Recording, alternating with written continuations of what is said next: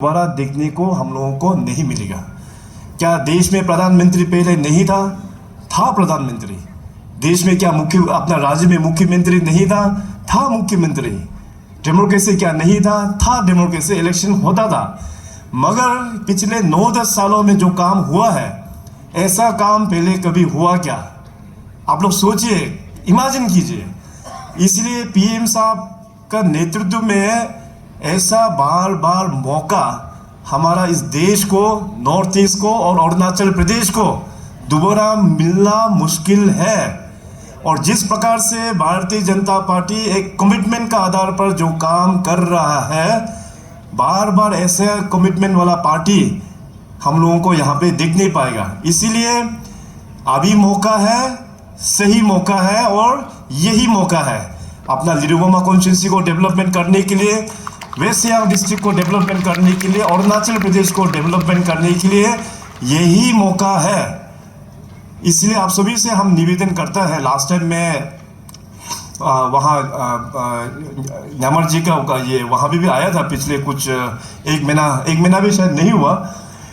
तो वहाँ में मैंने कहा था कि यहाँ लिडोगोमा एरिया में भी हम आएंगे और यहाँ का क्या इश्यूज है और लोगों का क्या सोच है उसमें भी हम एड्रेस करेंगे। तो मैं कम्बा में भी 1-2 पॉइंट्स मैंने वहाँ पे बताया था और आज उस पॉइंट्स को मैं यहाँ में भी बताना चाहेगा कि देखिए, अभी थोड़ा देर पहले हमारा दोस्त जरपुम का स्पीच में उन्होंने भी कहा, क्लियरली कहा। इनफैक्ट जरपुम जो है, इसलिए हमारा फॉर्मर जनरल सेक्रेटरी भी रह चुका है। तो बीच बीच में होता है लाइफ में कुछ ग्रह लग जाता है। तो लास्ट 2019 में थोड़ा सा इनका ग्रह लग गया था, थोड़ा सा पार्टी से दूर जाना पड़ गया। मगर मेरा अपना ही दोस्त है, उनको मैंने कहा कि अभी वक्त हो गया, वापस आना हो पार्टी में और अपना असेंबली कॉन्स्टिट्यूंसी के लिए काम करो, पार्टी के लिए काम करो, स्टेट के लिए काम करो। तो वापस फिर अपना घर आ गया है। तो अभी देखिए, अभी इस बार का चुनाव में भी आप लोगों का यहाँ में कैंडिडेट्स तो ऑलरेडी शायद डिक्लेयर भी हो गया है। मगर हम लोगों का ये देखना है कि दिल्ली में अपना देखो बीजेपी आना तय है। लास्ट टाइम जो मेजोरिटी लोकसभा में लेके आया है, उससे भी ज़्यादा मेजोरिटी के साथ में करीबन 400 सीट्स, 400 से भी अधिक सीट्स टारगेट कर रहा है। इस बार बीजेपी को मिलेगा। दिल्ली में तय है बीजेपी आना। अरुणाचल में तो 101% पूरा तय है। तो इसीलिए रूलिंग गवर्नमेंट जहां है, आप लोग कदम वहां नहीं रखेगा, ये सबसे बड़ा गलती अपना 27 लिडोगोमा के जनता आप लोग करेंगे। इसीलिए आप लोगों से गलती ना हो, इसलिए मैं भी यहाँ पे आप सभी से निवेदन करने के लिए आया हूँ कि देखिए, ये कॉन्स्टिट्यूंसी जो है गालो समाज में काफ़ी एक मजबूत कॉन्स्टिट्यूंसी पहले रह चुका है। यहाँ से पुराना अपना मिनिस्टर लेजुम रोनिया साहब हुआ करता था। फॉर्मर चीफ मिनिस्टर अपना गामलिन साहब यहाँ से रिप्रेजेंट हुआ करता था। और वैसे भी यहाँ से ऑफिसर्स भी काफ़ी ज़्यादा है और पॉलिटिकली भी काफ़ी यहाँ पे वो है, मतलब एक तगड़ा कॉन्स्टिट्यूंसी है। तो अभी देखिए कि माहौल देश में इतना अच्छा माहौल आ गया है। पीएम साहब वहाँ पे है, मैं यहाँ पे हूँ। अरुणाचल को डेवलपमेंट करने के लिए हम लोग ने पूरा डट से हम लोग आगे लेके जा रहा है। उसमें आपसे भी एकजुट होके सरकार का सहयोग करना है, पार्टी का पूरा सहयोग करना है। अभी इस कॉन्स्टिट्यूंसी में बाकी 1-2 कुछ मिस इंटरप्रिटेशन या मिसअंडरस्टैंडिंग कुछ लोग शायद समाज में लेके आ रहा है। पहले तो बताया कि यहाँ का डिलिमिटेशन के बारे में कि लिडोगोमा कॉन्स्टिट्यूंसी को पूरा टुकड़ा करने में न्यामर का प्लानिंग चल रहा है। मैं पूछेगा कि न्यामर कौन होता है इसको प्लानिंग करने वाला? 2024 में तो वो तो सरकार करेंगे और 2024 में डिलिमिटेशन पूरा देश का होगा। हमारा तो 60 से भी कितना सीट्स आगे बढ़ाना है, मैं तो बढ़ाने का ही प्लानिंग कर रहा हूँ। घटाने का प्लान कौन करता है यहाँ पे? इसलिए आप लोग असेंबली देखा होगा, असेंबली में हम लोगों का 60 असेंबली सीट्स है, लेकिन वहाँ पे फ्यूचरिस्टिक करके हम लोग ने 90 का सीट्स बनाकर रखा हुआ है। 90 चेयर्स है वहाँ असेंबली में। आप लोग ने शायद गौर किया कि नहीं किया है? तो है, हम लोग का 60 है, लेकिन हम लोग ने 30 और एक्स्ट्रा रखा हुआ है ताकि फ्यूचर में डिलिमिटेशन हो तो सीट्स बढ़ने का इरादा से। तो सीट्स घटाने का छोड़ दीजिए, उल्टा हम लोग बढ़ाने के लिए फॉर्मूला हम लोग एडॉप्ट कर रहा है। इसमें आप लोग क्लियरली बताना है। और जैसे मैंने कहा, गारो समाज तो बहुत ही एजुकेटेड एक समाज है, तो एजुकेटेड लोग इसमें, आप लोग भी फिर इसमें कन्फ्यूजन नहीं होना है, आप लोग जानते ही हैं इसका प्रोसेस। तो इसमें मैं भी अपने ओर से क्लैरिफाई मैं आप सभी को करता हूँ।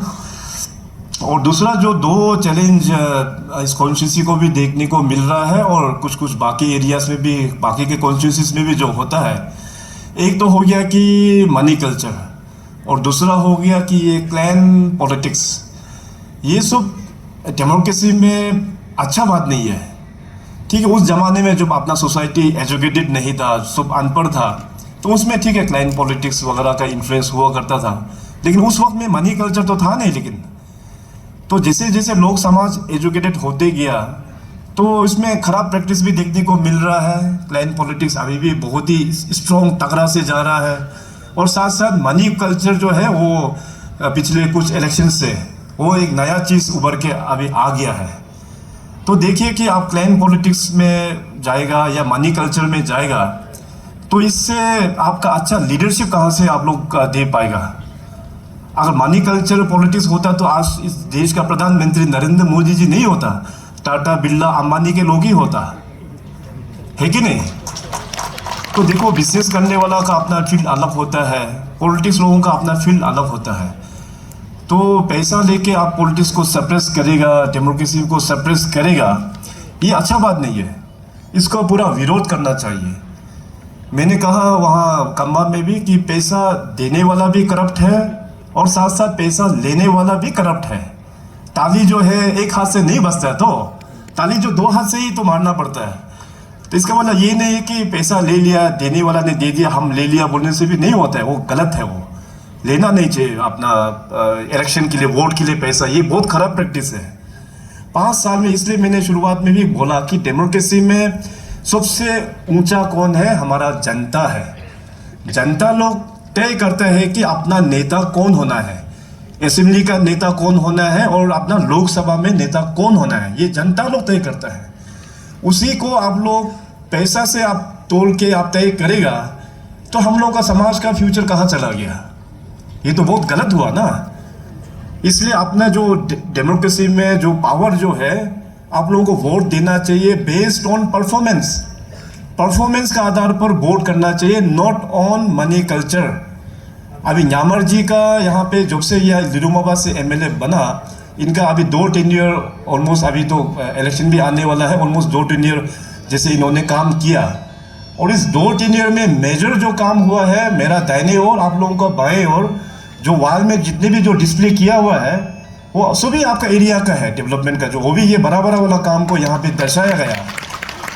तो उस पैरामीटर में आप उनको न्यामर को तोलिएगा कि इनका टाइम में क्या क्या काम हुआ है। और बीजेपी का तो देखिए कि अभी बीजेपी सरकार आने के बाद 2014 के बाद में इतना सारा चीज़ सपोर्ट किया है, स्टेट को किया है, कॉन्स्टिट्यूंसीज को किया है। हमारा जो ऑफिसर्स लोग यहाँ पे जो है, एक्चुअली वो लोग जान पाएंगे कि बीजेपी से पहले जो स्कीम्स होता था वो किस प्रकार से हुआ करता था, बीजेपी सरकार आने के बाद अभी किस प्रकार से स्कीम्स का सपोर्ट मिल रहा है। तो इसीलिए मैं आप लोगों को बोला है कि यही मौका है अपना कॉन्स्टिट्यूंसी को और भी आगे जाने के लिए। मान लीजिए कल में आप लोग ने न्यामर को इलेक्ट नहीं किया, तो क्या होने वाला है, ये भी आपको जानकारी होना चाहिए। न्यामर को अगर आप लोग ने इलेक्ट नहीं किया, तो जो भी उम्मीदवार यहाँ से जीत के आएंगे, वो तो बीजेपी का तो होगा नहीं, नंबर 1 बीजेपी का तो न्यामर ही होगा अपना कैंडिडेट। तो अगर ये यहाँ से नहीं आता है, तो वो तो एक अलग पार्टी से आएंगे, और अलग पार्टी से आने से क्या दिक्कत होता है, थोड़ा देर पहले करदो जी ने एक पॉइंट यहाँ में रखा है, आने वाला दिनों में और भी मुश्किल होने वाला है। तो इसलिए हम नहीं चाहते हैं कि अपने लोग गलती करें, क्योंकि आपका ये कॉन्स्टिट्यूंसी हमारा बहुत ही एक हृदय से बहुत ही क्लोज एक कॉन्स्टिट्यूंसी है। मैं जब भी इस 27 दिरुमोबा कॉन्स्टिट्यूंसी के बारे में जब भी सुनता हूँ, तो हमेशा अपना स्वर्गीय अपना चीफ मिनिस्टर जारबुम जी का हमेशा याद आते हैं। तो हम तो काफ़ी कोशिश किया पहले भी यहाँ पे आने के लिए, लेकिन आ नहीं पाया कुछ टाइम के कारण से। तो ये कॉन्स्टिट्यूंसी जो है पहले से हमारा साथ दिल से जुड़ा हुआ है, और आप लोग ने न्यामर जी को यहाँ से लास्ट 2019 में भी चुन के भेजा, और इस बार तो हमारा जारबुम का छोटा भाई अपना ये जारबुम भी साथ में टीम में आ गया। तो हमें काफ़ी और भी ज़्यादा अच्छा यहाँ पे महसूस हो रहा है। तो इसलिए 2024 में आप लोग देखिए, बिल्कुल गलती नहीं करना है। पेमा खंडू का पहचान आप लोग जानते हैं कि मैं जो बोलता हूँ वो करके दिखाता हूँ। आप लोग 24 में न्यामर जी को वोट देके भेजिए, बीजेपी को वोट देके भेजिए, और साथ साथ अपना वेस्टर्न पार्लियामेंट्री कॉन्स्टिट्यूंसी में किरण जी वहाँ पे देश में बहुत अच्छा काम कर रहा है, हम सबको गर्व महसूस होता है। तो पार्लियामेंट में किरण जी और एमएलए में न्यामर जी। तो मैंने कहा कि पेमा खंडू जो बोलता है वो मैं करके दिखाता हूँ। 2024 में न्यामर को आप लोग एमएलए बना के भेजना, मैं वादा करता हूँ मिनिस्टर का पद रिजर्व। हमारे ओर से 27 धीरुमावा को ये गिफ्ट मैं एडवांस में आप लोगों को बोल के रखा हूँ। अभी आप लोग ही तय करना कि आपको यहाँ के जो विधायक हैं उसको आप लोग मिनिस्टर में रखेंगे ना उसको एक अलग पार्टी में आप लोग रखेंगे, ये तय आप लोग कीजिएगा। तो बाकी जितने भी जो डेवलपमेंट का जो काम है, हाँ ठीक है, धन्यवाद, थैंक यू। बाकी जितने भी जो यहाँ पे अपना डॉक्टर साहब के माध्यम से हमारा यहाँ के ऑर्गेनाइजिंग चेयरमैन श्री योमजुम लेगो